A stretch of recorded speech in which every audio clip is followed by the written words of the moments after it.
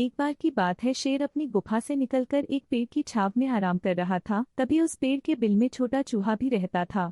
चूहा को मनोरंजन के लिए कोई चाहिए था जो उसके साथ खेले।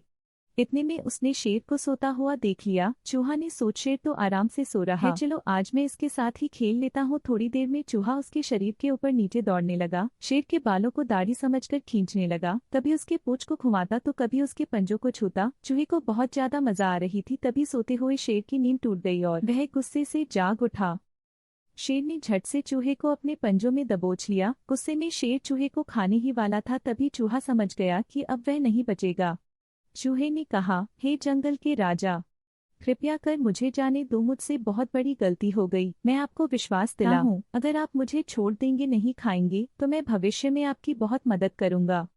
चूहे की ऐसी बातों को सुनकर शेर को हंसी आ गई। शेर ने कहा, तुम तो खुद इतने छोटे हो, पहले खुद की मदद कर लो, मेरी मदद क्या करोगे?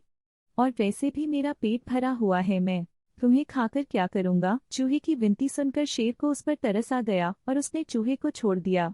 चूहे ने शेर को धन्यवाद कहा और वहां से चला गया।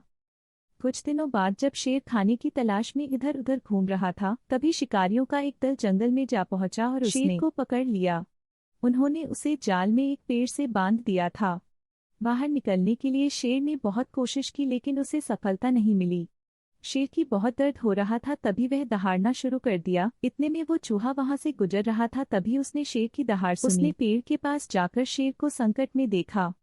चूहे ने अपने नुकीले दांतों से जाल को काटना शुरू किया और कुछ ही देर में उसने पूरे जाल को काटकर शेर को आजाद कर दिया। चूहे की इस मदद से शेर की आंखें भर आई और नम आंखों से शेर ने चूहे को धन्यवाद किया और दोनों वहां से भाग गए। फिर शेर और चूहा अच्छे दोस्त बन गए। कहानी से सीख। शेर और चूहे की इस कहानी से हमें यह शिक्षा मिलती है कि हमें हमेशा एक दूसरे के प्रति दयालु होना चाहिए। कहानी अच्छी लगी हो तो चैनल को लाइक करें।